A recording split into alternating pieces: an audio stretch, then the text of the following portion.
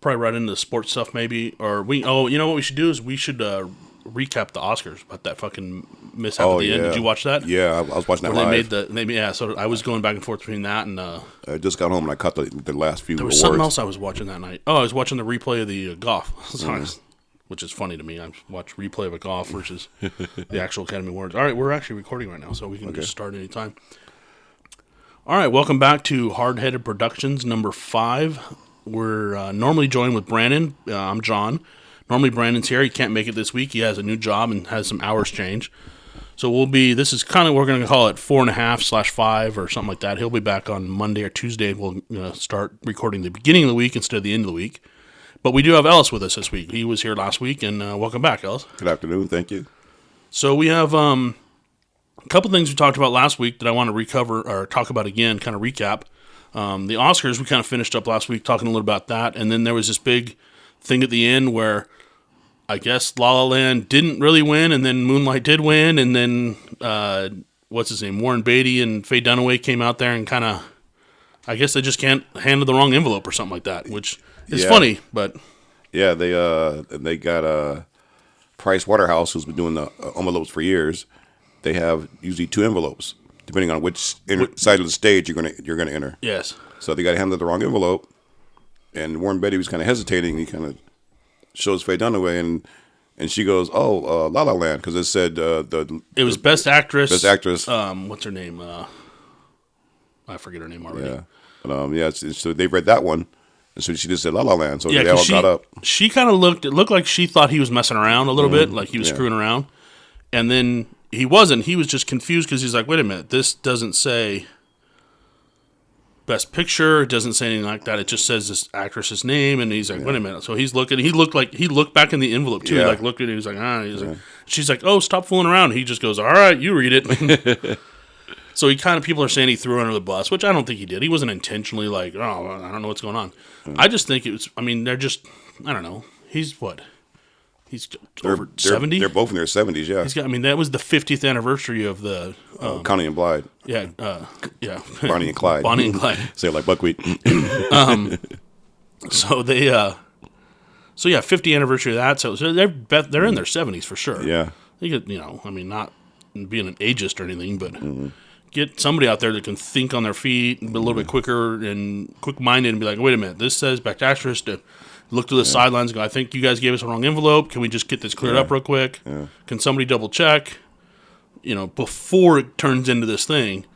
But I mean, it was, people are calling it the what's his name that did the Steve Harvey thing. Yeah, they were referring back down. And the guy from and Steve Harvey's off the hook now, by the way, Yeah. because of that. I mean, this is clearly not. It's clearly that this is much bigger of a faux pas than what his was earlier. So. Because the guy from La La Land, he's the one that called out and said, "No, there's a mistake." Well, yeah, this other guy this little guy with his headset on comes running on the stage. He's like talking to people. He gave his speech, and then somebody else was speaking, and then they were talking to him, and he's like showing them, and he's like, "No, wait." Yeah. So then he was gracious. He was super gracious about it. They were good about it. I give that guy tons of props for that. He was dead serious about, "No, Moonlight, you guys won. Yeah. This is serious. This Even isn't a joke." Showing the the envelope. No, you guys won. This is a mistake. Yeah. And he just accepted that and just moved on with it from there. And I thought it was really gracious of him to handle it that way. It was it was really nice to see that, where he was like, "No, you guys called me. Fuck you. I won." Yeah. A lot of class. He didn't. To where Jimmy Kimmel was like, "I think everybody should win. And, just give an Oscar out to everybody." Which, whatever. But what does it mean in the end of the end of it all? It's just a little statue. So anyway, so we talked about that, and then we talked about last week also the owner of the Red Wings passing away and how that hockey loss is big and stuff like that. But we just got news today about the Kings that Bob Miller's going to retire. He's the play-by-play guy there. He's been there forever. Since the Kings were here, he I think Chick Hearn got him the job. He actually went to Chick Hearn, and I don't know how they met, but I know he went to Chick Hearn and asked him for a job. Says, "I want to be the announcer of the Kings." Yeah. 44 seasons calling the Kings games. He's had some health issues and stuff in the last couple of years. I think he had a stroke or something this year and some other stuff. And so today, a lot of people have been asking about, what's his, what is he returning? Is he just going to do home games? Is he going to do this? Is he going to do that? But yeah, so after he's 78 years old. So traveling is hard. All that was the rigorous schedule that they have. So we've lost. I mean, we lost Chick Hearn a long time ago. But Vin Scully retired this last year, who is another. He's 60-something years with the Dodgers. Yeah. Bob Miller, 44 years with the Kings here in L.A. We were spoiled in L.A. with our sports announcers for sure. We grew up on all that. Those three alone, plus the who was the announcer at SC for years? I can't think of his name. His name escapes right now, but I know what you're talking about. Yeah. We've been blessed with college through professional sports, great announcing teams. Yep. Or just individuals, not even just teams. I mean, Vin Scully did it by himself for so many years, and then he'd have somebody with them, and then Red Barber way back in the day, and then a bunch, So he's had, and I like the way the Dodgers are going to handle it and stuff like that, doing games. But even Vin Scully wasn't. He was only traveling. He would never travel east of the Rockies for a long time, and then it came to the point where he wasn't even going out of California, and then just the West Coast. Just when you're that age, I mean, just that travel schedule alone for players is brutal. I mean, let alone somebody that's in their 70s. Yeah.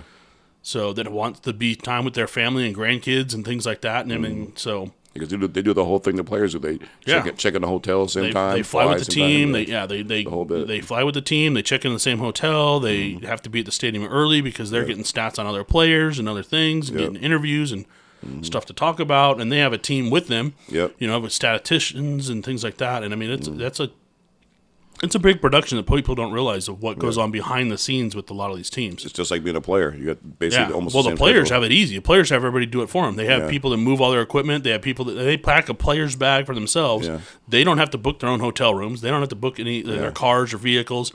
All their travel's handled. So there's a traveling secretary that handles all that kind of stuff. Catered meals. All all that kind of stuff is all behind the scenes from the equipment staff and things like that handle it. And that's a lot of that gets unnoticed, by the average public. They have no idea what it takes to move that many people and that much equipment around. And what's all of them? Every sport is that way. It's just a huge production to move all that equipment, all those people, transportation-wise, buses, rent-a-cars, whatever it is. That's a lot. And, to be that age and what, I grew up with Bob Miller, and obviously I grew up with Vin Scully. I mean, my dad's 70 years old. He grew up with Vin Scully. Yeah, so exactly. We have a whole generation that doesn't know anything else in that. So some other sports news is the 49ers announced that Colin Kaepernick will not be back. And as a 49ers fan, I can say that I'm very happy about that news. That's good for them. Yeah, so John Lynch basically said that definitely with the draft coming up here in a few weeks, or when is the draft coming up? I want to say June. April 27th. April, yeah. Likely to do the number 2 overall pick, April 27th. So obviously the Niners are going to be looking for a quarterback. Yeah. And that's about all I had to say about that. You have anything on that or? Kaepernick will obviously land somewhere because backups are needed. The way guys get hurt nowadays, and he can still run around and move around. So he'll land somewhere, if not preseason or right before the end of the season starts. He'll land on a camp somewhere. Oh, for sure. He's a great athlete for sure. Yeah. I mean, there's no taking away from that. Yeah. But he was like 3 Yeah. 16 or something like that. I forgot what I saw his record was in the last 2 years. Yeah, he went down. He went back. I mean, because he got benched, obviously. Then he's a backup, so his record went south real quick. Well, the team was 2-14 last year. Yeah. The only team that they beat was the Rams. Beat the Rams twice. Which you're sad about that, but I'm happy about that. But yeah, I think Kaepernick was 3 I want to say 16 in his in those starts. Because he started this whole last year, and then the year before he started a few games. Mm-hmm. So he's only won 3 games in the last 2 seasons, basically. Yeah. So is that with all those politics that brings a there was a cloud you don't want when you already have things going bad. You don't want that hanging around. It's for sure. It's time to cut those ties. And I don't know if the Niners. Is there a good quarterback coming out in the draft this year? There's a good couple of quarterbacks coming out. A couple come out early. They can start? I would say so, yeah. Yeah. I don't know. I'm trying to think who. I think there's a quarterback in Notre Dame that's coming. Isn't he? He's coming out. He was going to transfer, but now he's going to come out. He's a pretty good quarterback. I want to say a kid from Florida State's coming out, I think. There's a handful coming But to out. be able to be a starter, right? I mean, Yeah, I mean, that'd be there's tough. been a few. I mean, lately they've been coming out and starting. I mean, you know, Yeah. which and have done well. But I don't think don't there's. know. I don't think there's another Dak Prescott coming out this year, but there's a few solid quarterbacks. Yeah, I mean, but I don't know. I think the Niners definitely need to trade and try to get somebody. I mean, Yeah. I would hate to see it, but I know Tony Romo's might be available because that guy's just fragile. Yeah. He's made of glass. And I don't know. I'd like him to. I mean, I'm a Niners fan. I want him to do something. Obviously, it's still going to be a building process. Yeah. I know. I just hope they keep the coaches. And there's a problem I have with sports nowadays. It's all what have you done for me lately? Yep. Versus build a program, have a coach come in, build a couple of classes of recruiting, recruit his players, draft certain players, trade certain players, let that coach build a team, and then see what he can do with it. So after 3 or 4 years, then give him 2 or 3 years after building the team and building the program to really see where you're at. Where it's his team. This one and done seasons where or a season and a half or something like that, where he only had one real draft class of his own. Yeah. I just don't see that working out as. You know, the Raiders have gone through so many coaches in the last, 12 years, 15 years or something like that, and now they're finally good. And, Yeah. But they finally have a guy there that I think they like as coach and is going to – but here's the thing. If they lose this season, that coach is probably the first one to get fired. Yep. And I think these guys – you need to give them more room. Yep. That's the difference between college and pro, where in college, the coach is the rock star. Oh, and for sure. You know how long the coach is going to be there, and that's what kids look at when they're looking at a school, because this coach becomes kind of pseudo dad a little bit when you're at school and everything and taking care of things. So they want to know the person's going to be there. And that's a big thing because there is a maturity level of player too that's different. Yeah. You can fill that role somewhat of, hey, you're still learning kind of how to be a good person in the world and things like the John Wooden pyramid thing of, there's so many things in that pyramid of starting with putting your socks and shoes on correctly to just everyday life and how to carry yourself and this and that. And that's what builds a professional athlete, So once the players are making more than the coach, NFL coaches make, fairly good money, but they're not making the salaries that the players are making. Yeah, and getting shoe deals and all sorts of stuff. So you get these big egos, and you're trying to manage all that and run the team, and it's hard. But so I think the Niners will turn up. In a couple of years, I think they'll definitely be back in the playoffs for sure. Oh yeah, I think they'll rebound good.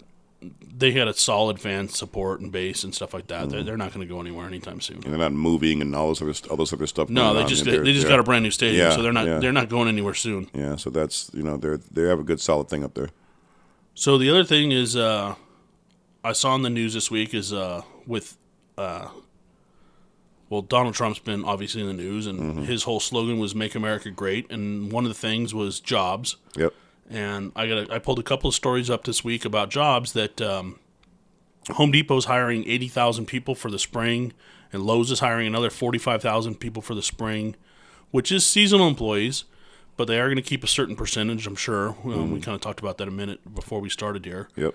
But, just the fact that they're expecting a busy spring season, that people are going to be remodeling their homes and doing things and stuff like that, that's a sign that the stock market just went over 21,000, and the economy is doing better, and jobs are going to come back. So this is a good sign. Yeah, to forward the economy, you have to have consumers, and you have to have consumers. People have to make money. So there's no jobs. It's not because there can be no consumers. Yeah, there's a big cycle of how that economics work. It's a supply, demand, and and everything goes in that cycle. And luckily that we're in an upward tick right now that we can actually be might have some cash in our pockets pretty soon. The other thing with that same kind of story was that Mike Rowe from Dirty Jobs, that show used to be on was that Discovery Channel or one of the A&E or one of those kind of one things. of those channels. Yeah.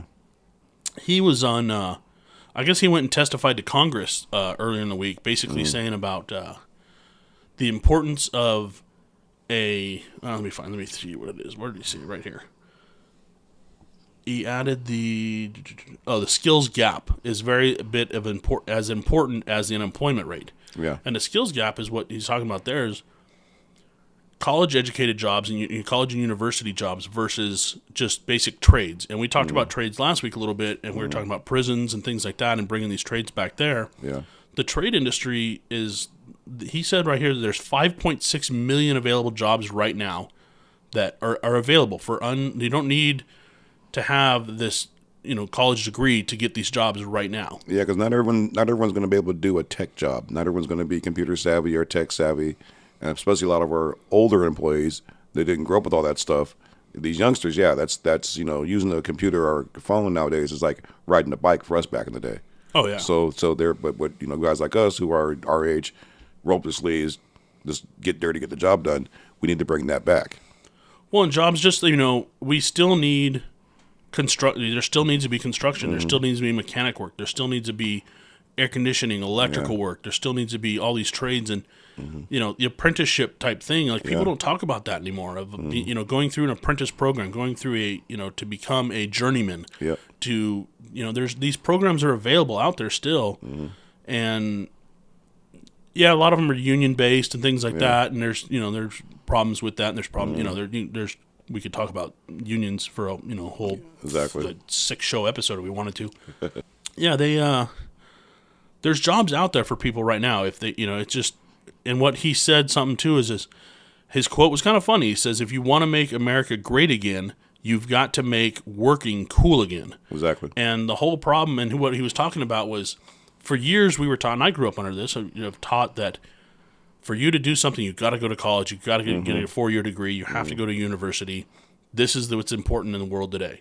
So you were stressed that, and college and me never got along. Just the school system and me never, the way, I have a... Same here. I have a learning disability. It's a, I can't even think of it right now. That's how bad this thing is. A form of dyslexia. Yeah. And so there's, I had to learn alternative ways of learning and reading and comprehending things and stuff like that. And it just took forever to read something and then just recite it back to you so I can take this test. Just never worked for me. So these trades and being mechanical and being mechanically gifted and things like that, that's, kind of how I fell into certain jobs, just doing that. So learning on the job is always a good thing. You can get paid as you're learning, and then the employee is, you're also, learning the system that you want them to work in. Yes. How you want it done, and he's also bringing in money for himself. So that's everyone wins in that situation. Oh, and it's just a way to build. It's a way to grow your own business that way too. If you have these journeymen that are trained and know what they're doing, and you bring in these young guys and gals, and this is how you do this, this is how you do that, and then they kind of develop their own way, and then as technology advances, like you said, so they may have been an electrician or working in air conditioning or something like that for years, and then with computers and everything going to computer controls, and thermostats are now basically little computer units. All this electronics is all computerized now. Yes, you still have basic electronics like wiring and things like that, is house wiring, industrial wiring, things like that. But to get down to the nitty gritty of actual wiring and following a schematic and things like that, you need to learn all that skills. But and then the computer thing helps as technology grows. But there's jobs out there for people. It's not as dire as people make it out to seem. But I just thought, this guy, obviously, he's had that show Dirty Jobs, and I guess the funny thing is he showed this story that he wrote to Obama, like, I think it was 6 years ago, and it was this 2-page letter that he wrote to Obama and to Congress. And all he changed was the titles of the people on it. So he crossed off like Obama and put in Trump, and he updated the stats, because then it was 2.5 million jobs were available. Now it's 5.6 million jobs are available. So in 6 years, it's almost doubled this rate of available jobs from when he originally did this letter. And still he talked to Congress back then, and nothing was done. So hopefully something will get done where they realize that. And talking about the schools and universities, that was a big problem with. That's why our universities and colleges are so expensive, because there was this demand placed on us from not only parents but school counselors, guidance counselors. I'm talking about in high school and things like that. Our guidance counselors were pushing colleges and pushing universities. And that's obviously good for some people, and there are jobs where obviously you need that education. Yeah, exactly. But there were when they're pushing the system of education for everybody, all that did was cause competition within the universities, which caused the money of college and universities to skyrocket. And that's in the last 30 years or 40 years, it's outpaced like the inflation rate by leaps and bounds. The numbers are huge when you compare what a 4 years of university costs now, what it did 30 years ago. It's ridiculous the amount of money that's being spent to educate somebody. And a lot of our education in the United States is actually exported. Yeah. We have a lot of foreigners that come, and that's fine. They come here and they get an education here, and then they take that education back to their own country. Yep. But we're losing out on that education here. We're losing out on that person here that is now trained and can, so we're exporting education. Yeah. So there's a lot of things here that, I agree with the guy when it comes to, let's keep, Make America Great Again is a great slogan. It's a patriotic slogan. It's, but there are ways of actually, this is a way of making America great again. Yeah. Let's focus on being an electrician, being a guy that, construction worker. These are quality jobs, and they should be, the feeling you get at the end of the day. We talked about this even last week. When you get the end of the day or the end of a week of a hard week of work, it feels good to relax and have that beer. Yeah. It has that camaraderie of the guys you work with. It has that, dust yourself off and you did something productive.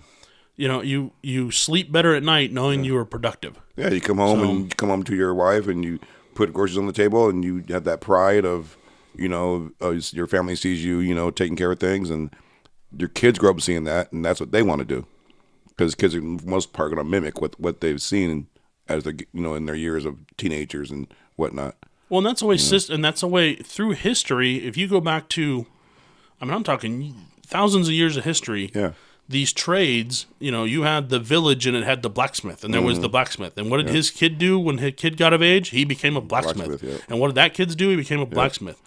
And then you had a mechanic, and he was auto mechanic, and your family was an auto mechanic. You had a store, and you had a shop, and then your kids became, or cousins, and everybody else kind of came, and they were mechanics. And that mentality of building that thing, and obviously with bigger companies and things coming in, that kind of changed. And like I said, with unions and the market for cheaper labor somewhere else and things like that. But we don't live in that little tight knit community anymore. Obviously, the world's a much bigger place, but that aspect of doing what your parents did, that happened for a long period of time. Yeah.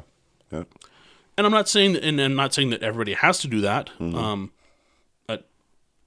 I think it's great if you find your own way, but when it comes to the telling somebody from a young age, oh, you can be anything you want in the world. Yeah. Here's a cookie and here's a pat on the back, and go into the world and you can do anything you want. Well, no, you can't. Not everybody can be president. And we kept telling people for years and years and years, you can do anything you want in the world. Well, not everybody's built the same way. That's within reason. Not everybody has the same. They can't learn the same way. They can't recite things the same way. They can't, and everybody's different. Yep. And that isn't really true. So you need to have. There are certain jobs for certain people. And do what you want. I always say do what you love doing because you'll do it for a longer period of time. Yeah, exactly. I'm not saying settle for something else. Just work within your ability. If your ability is to be a great, mechanic, then be a great mechanic. Don't try to be a, neurosurgeon or a psychologist if you're gifted in mechanics. Exactly. So, yeah. I don't know. It's just. Yeah, some people, I fell into my job I did for a long time. I had no intention of doing what I was doing, and I did it for 17 years. Yeah. And I just, I got good at it on the job. Yeah. And, so those things happen. Yeah, and a lot of times you do fall into a job. And because you fell into your job and you stayed with that job for a long period of time because you had to provide for your family. Exactly. So, and there's nothing wrong. That's admirable when you're like, hey, I have a daughter. I need to provide. I'm going to stick to this job. It may not be what I want to do, but I'm going to do it because I have to provide. I got to put a roof and food, every night. So, but when there's 5.6 million jobs out there available right now that are available, you don't need any training for these jobs out there right now. You don't need a PhD. Blue collar work. Go out and get it. Yeah. So. We put that back in this country. We'll put back our middle class in this country. Yeah. And it will be great again. Oh, for sure. That's this country is founded on, yes, you have the freedom to do what you want and things like that, and pursue your dreams, the pursuit of happiness. But at the same time, it's really founded on the middle class. Yeah. It's this, and there's been two-class system for a long period of time right now. The middle class got taken away, and the upper class, the 1%ers or whatever. Yeah. And taxing the 1% to pay for everything else is not a way to, socialism is not the way to go. And these are, other political beliefs or whatever, we can get into that. But it's really middle class work, blue collar work, and going out there and whether it's making something or fixing something or whatever it is, you need those jobs out there, and they are available. So with minimum wage going up, that's a good start, because you see like, oh, they're paying this much. Oh, I'll go apply at this place. But before, people were like, oh, I ain't gonna, that's gonna get people off welfare and get people off all these programs, because you want to go, people who want to go earn and make something, But if some people screw the system, but they do it to make it. Some people don't work because they got to pay more money sitting at home and screwing around or anything. But the only thing that happens with that is you become stagnant and you don't learn anything. And the minimum wage system is really, it's minimum. That's what the minimum level of skill, the minimum level of anybody can do this job. A 15-year-old kid in high school could do this job. Yeah. That somebody that's 25 or 30 should not be making minimum wage, because once you're 30, you should not be making what a 15-year-old kid makes. Exactly. You should be making 15 years more experience than what a 15-year-old is making. Exactly. So that minimum wage, obviously, you get pay increases for your experience. But when you're only when you work at McDonald's for a year or two when you're in high school, that's only a year or two experience. You shouldn't get $30 an hour after working there for a couple of years. Exactly. That's a minimum wage job. You should learn basically, a minimum wage is learning how to show up to work on time, learning basic skills of how to deal with a boss, how to deal with management, how to deal with people, how to deal with whatever it is. Get that minimum knowledge and then move yourself up. Use that minimum wage knowledge if you are going to a trade school, if you are going to a regular college or university, if you are going to be doing an apprentice, if you're doing an apprentice program, like we said earlier, a journeyman apprentice program, you're going to get paid while learning. Yeah. But if you're going to trade school, you can work that minimum wage job in the daytime, take night classes, or vice versa. Take classes in the morning, take a couple classes, do that. And maybe it takes you 6 or 7 years. Maybe it takes you, it's a 2-year program. It might take you 4 years to do it. Yep. But do it, because in the 4 years, now you're going to be making, at 4 years in a minimum, so if you're going to stay at a minimum wage job for 4 years, you're only making a few dollars more in 4 years. Exactly. In 4 years in a minimum wage job, with getting an education, getting that trade school down, you're going to bump up from that $10 an hour job or $15 an hour job minimum. Well, they want to move 15 to minimum wage. I remember working for $4.25. I think. When minimum wage when I first started working. Yeah, I did like $5.25 or something like that. I remember that. Yeah. My first job was $4.25 an hour. Actually, I remember $3.50 back in the day when I was coming out of school. Yeah, I remember $4.25 an hour, and I was working at a pizza place, and that was, and I did it for. During high school, the last couple of years of high school, it was to get that knowledge to this is what it is to have a little bit of money in your pocket and things like that. But you can't live on that. Yeah. It was to get work experience. I flipped some burgers back in the day and whatnot, and I did warehouse work and everything, and it's to get that experience. Some of the problems though with some of those jobs that are backbreaking jobs, those do need to pay a little more.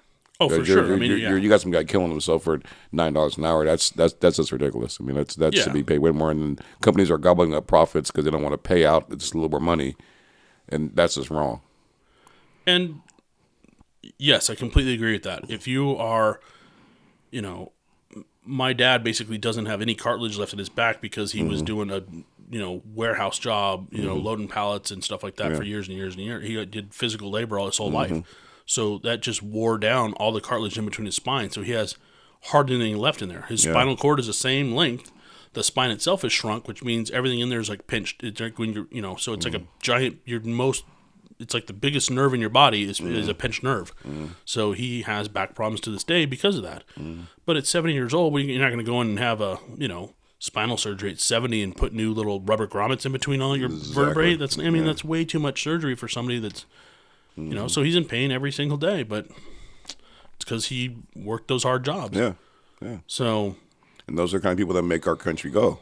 For sure it is. I mean, when it really comes down to it, everything from whether it's transportation industry to construction to, like I said, if you're building something or fixing something, those are quality jobs, and they are to be looked at as, these are people that actually work for a living, versus it's gone into this, you're a theology, or you're a professor of basket weaving, or whatever. Underwater basket weaving was the music appreciation. Music appreciation, ballroom dancing. Yeah, there was a certain quarterback at USC that spent his senior year in ballroom dancing. So yeah, there's when you I don't know, some of these things are so made up in these universities, and then I don't get it. I mean, I used to see some oddball classes when I was going to school, and I was just like, that's what happened with some guys who didn't get a college education, because they get in there and take some BS classes, get their 12 units, stay on the team, and after their 4 years, they don't know anything. They didn't know anything when they first came in. And if you're not, and you're talking about like sports scholarship or something like that, so you're playing ball, taking your classes, doing the easy classes. Here's the thing: if you don't become a pro, and then now you're relying on that free education you got, you better make sure that the education you got for free is a good education, that it's going to be in something that's going to pay for you for the rest of your life. Take some actual classes with actual books. And a lot of these guys don't do that. Guys and gals don't do that. They end up 4 PE classes and like I said, music appreciation and stuff like that, and stay on the team. And well, I know I've taken history of rock and roll 3 times at 3 different community colleges, but that's fine. I like music. I like food. I can eat.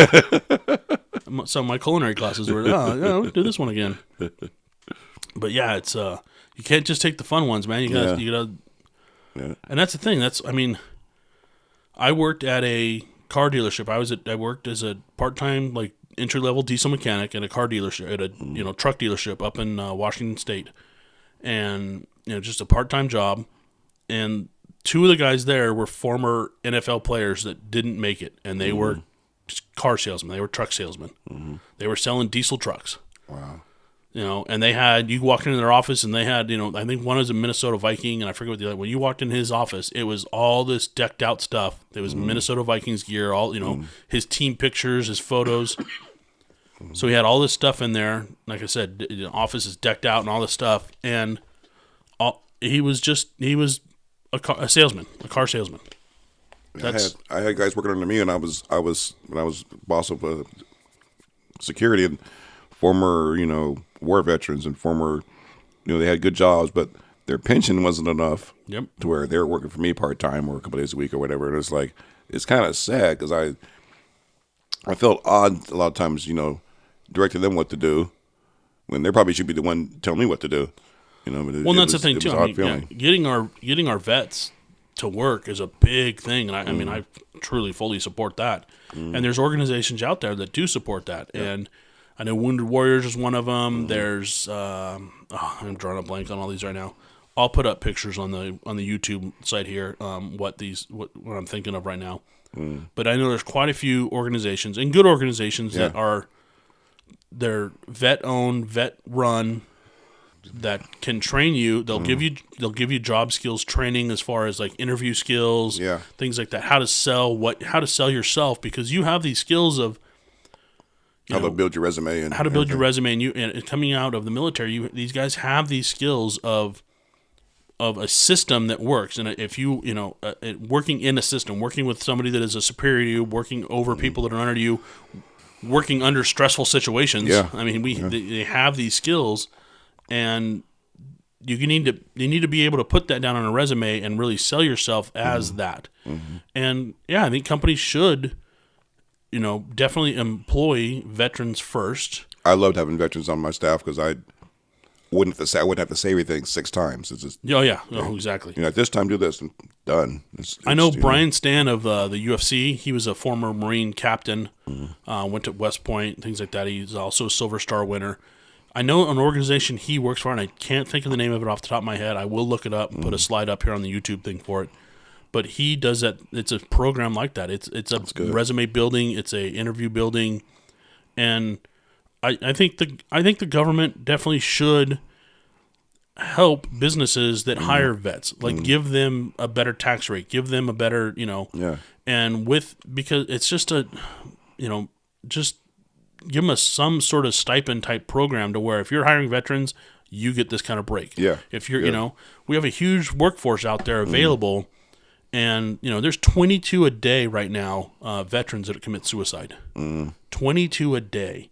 And that number is kind of, I think right now it's at 22. It's been 22 for a while, but that's a sad number. There's 22 guys a day that are killing themselves because of, whether it's PTSD related, whether it's just depression because they're not, maybe they're not employed, maybe they're, we need to find these jobs for these guys and give them something to do. Yeah. And, let's lower that 22 a day. Let's get that number down. Let's get these guys back to work. Let's make America great again kind of thing. Yep. And whether you agree with Trump or not on overall, there's certain aspects of policy that I do agree with.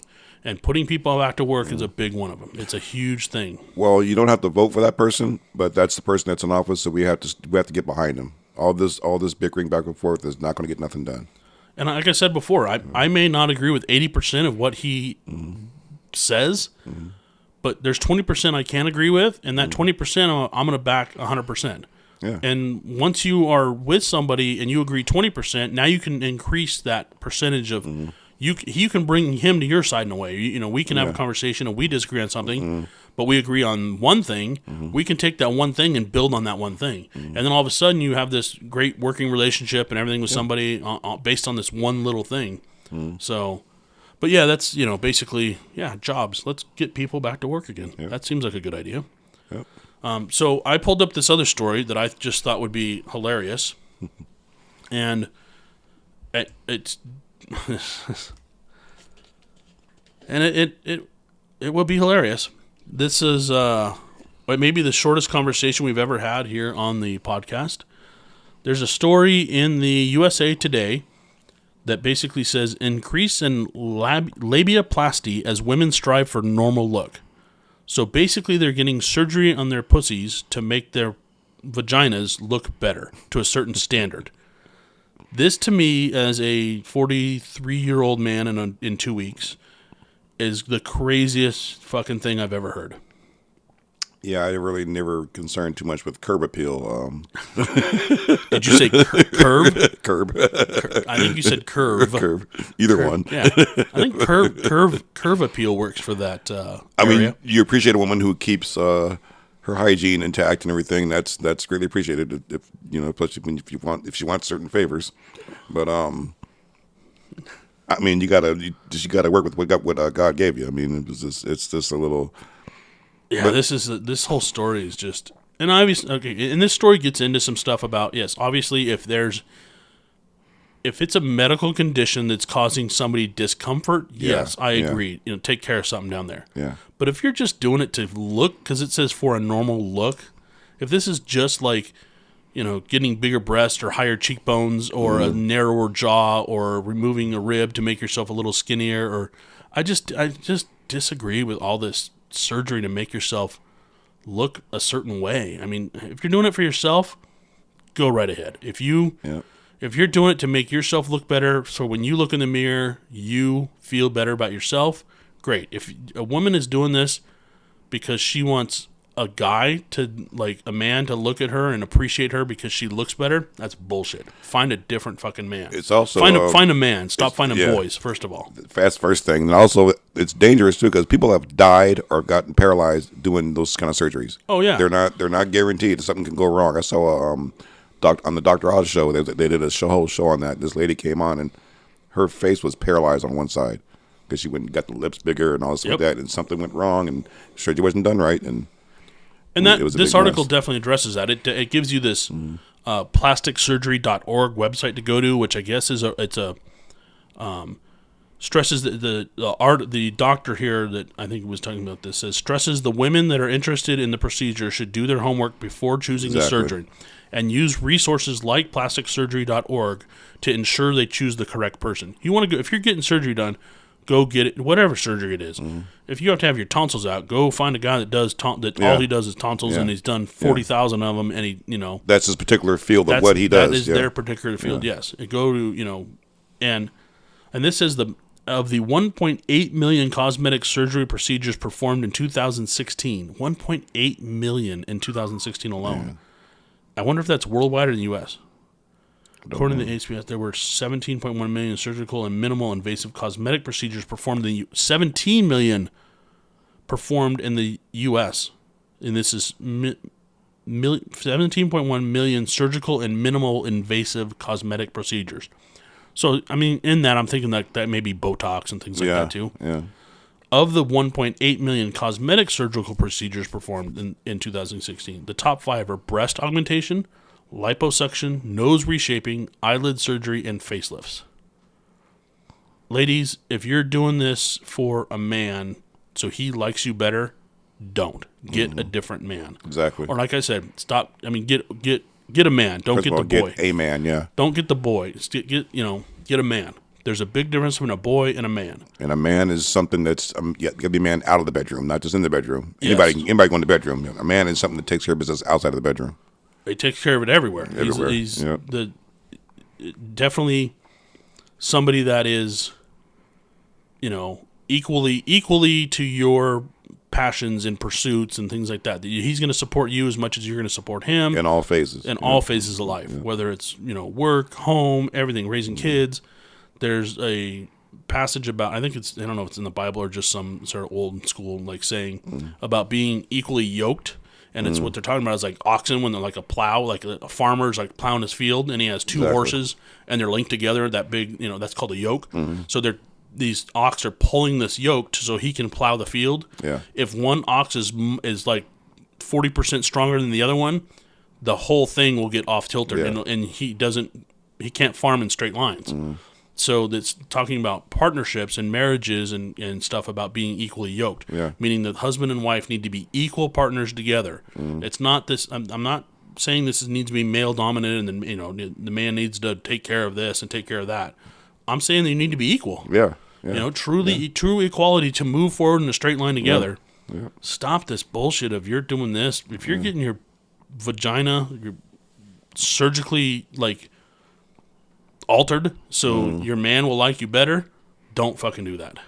Yeah, that's all I gotta say about that. That's just crazy. It's this. You shouldn't put your life in danger just to be with some guy. Yeah, that's ridiculous. That's just bull. Stop. I mean, there's how many billions of people in the world? How many? I'm not saying there's one person for everybody, but I think there's multiple people for everybody, and we can find a way to deal with each other.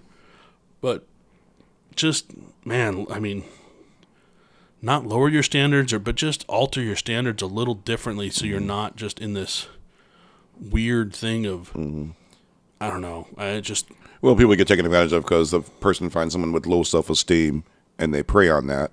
And for sure. That's how it gets that way. And that's this whole thing is talking about. So I mean, there was a story in here about a young girl, and I don't know the age of the girl. Let me see if I can pull this up real quick. Discomfort. So there was a story in here that was basically talking about their self-confidence in a woman and things like that, but how a young lady, basically, I don't know if that was this story, I can't find it right now, but it was a young girl that was basically becoming sexually active, and she was her first experience with it, with a boy. Yeah. And they went to kind of make out. And I guess when she got naked, the boy laughed at her and didn't know what to do. And because she was, she still had pubic hair. And he has grown up watching porn and everybody was shaven. So this kid, when she, when they're getting to do something and then she is unshaven, then he has a certain thing in his mind of what that's supposed to look like, and it doesn't look like that because he's never seen it. And then she freaked out, he freaked out, she freaked out, ran home, goes home crying type thing. And that's a weird thing where we have this society, society's told that kid to think that this is what you're supposed to expect, Well, not everybody's built the same way. Well, unfortunately, he didn't have good parenting because there's a part of it, because it's like he's learned about sex through porn, and he didn't have, no one sat down and had what they call the talk with him. Yes. And that brings a problem right there. He's in this fantasy world of, it's going to be like this, and that didn't happen, so he didn't know how to deal with it. Oh, for sure. And that we talked about that last week too, and that we talked about prison podcasts and stuff like not having parents at home, not having a 2-parent system in place, and this comes down to that. I think this is also part of that thing. That's just, to me, that was a sad story. I think I heard it on a different podcast earlier in the week. I think I heard that, or last week or something like that. But yeah, that's a weird thing. Like, to have this expectation and then that isn't what you saw, so you freak out about it. And I don't know, man. That's this. So, anyway, I think we're coming down to the end of our podcast here. We got a little kind of finishing a little early. Okay. You got anything coming up, or anything you want to talk about, or news or sports things that are coming up you want to see, or? It's March. It's time for March Madness pretty soon, so that's going to be coming up. That's always an exciting time. And you got spring training and baseball starting, so it's getting to be a good time of year. One of my favorite times of year. Things start coming around. I've never been a basketball fan. For even going back years and even growing up as a kid, I just never got into basketball. But I must say, Ellis, with the last year or so hanging out with you and hearing you talk about basketball, I've watched 2 UCLA games in the last week. So, they're fun to watch right now. And I'm not saying I'm watching them because they're doing well. I just started watching them. In fact, the other night I was watching the SC play when they played Washington. They killed them by 30, 40 points or whatever it was the other day. I think that was Tuesday's game. I think it was, yeah. Tuesday or Wednesday. Yeah, so I've been watching basketball, and it's all because of you. So March Madness, I will definitely be kind of paying more attention to this year than I have in the past, because I don't know, I'm kind of into it now. It's a good time. Our local teams are doing good. UCLA's ranked 3rd. Yeah, I got to give them their props. Even though I'm from the Trojan Nation, I got to give them their props. They look really good. They have a chance to go all the way. USC's building their program. They're probably going to get into the tournament for the 2nd year in a row. So I'm happy about that. But our West Coast schools are doing good. West Coast basketball is a really, really strong game. Oh, there's 3 teams in the top 10 right now, I think? Gonzaga was from, I think, the Seattle area. No, Gonzaga's back east. No, they're from Washington. Really? Yeah, up in Washington area. Oh, I didn't know that. Yeah. I thought Gonzaga was back east. Yeah, they're in the Washington school. And you got Arizona's always been good, and UCLA and USC, and right now West Coast is pretty strong. Huh. When does that West Coast tournament take place? Tournaments are starting this weekend and next week. Maybe the Pac-12 tournament will be next week. Tournament? Yeah, next week in Vegas. You have all the tournaments coming up pretty soon. ACC, Big East, all those tournaments are going to be coming up. Oh, yeah. Huh. Next week. All right. Cool. So we have some of that to look forward to. I know next week out here, I think next Tuesday, Wednesday, and Thursday or Friday, I think, of next week is Red Hot Chili Peppers are out here in concert. Nice. Nice. I think they're playing in the Staples Center, I believe. Nice. Homegrown LA band. Yep. Nice. An LA band. They've been around a long time. U2's also doing a concert this year, it's the Joshua Tree Tour, 2017. So it's 30-year anniversary of the Joshua Tree concert. Wow. Or album. I remember that album. It's a good album. Yeah, that came out in 87, and so they're doing a tour now in 2017, so a 30-year tour of the Joshua Tree, and I think that's really cool. I remember seeing them back then. And that's awesome. So yeah, Red Hot Chili Peppers is a big, that's a huge band coming up, and U2's been, not a huge band coming up, I said. Their concert's coming up. Yeah. But other than that, we don't have Brandon here. He's our, he knows when all these little concert venues are going on. He's our music guy, yeah. Yeah, he kind of stays up to date on that. Let's see what else we got going on. Yeah, so yeah, spring training is going on. I know the Dodgers are playing well right now. I'm trying to think of anything else. I can't think of it. I think that's pretty much it. Like I said, we'll be back with Brandon on Monday or Tuesday of this next coming week. So I'm going to have a kind of a short week here between episodes. And then I'm working Tuesday. I'll be gone Tuesday, but I will definitely listen when it comes on. All right. When it comes up. And I'm doing I'm trying to have an episode about marijuana coming up. I have some articles coming out I'm on point for that one. There's, I have a couple people I want to bring in for that one, definitely to talk about that. There's been some news in the last couple weeks coming out about that. I know our local news station did a thing here about what's in marijuana and stuff like that, and so I just want to have a whole episode basically talking about that, and I have a couple people in mind to bring on for that episode, so that's something to look forward to. And once again, we want to hear from you. We want to hear from your comments, and feel free to comment on SoundCloud and on the YouTube channel. Please like, subscribe, share, do all that kind of fun stuff, so we can grow this program a little bit. That's pretty much it. Thank you, Ellis, for coming on today and filling in and helping out. Pleasure to be here. Once again, I'm John, and you're listening to the Hardheaded Productions podcast. Thanks very much.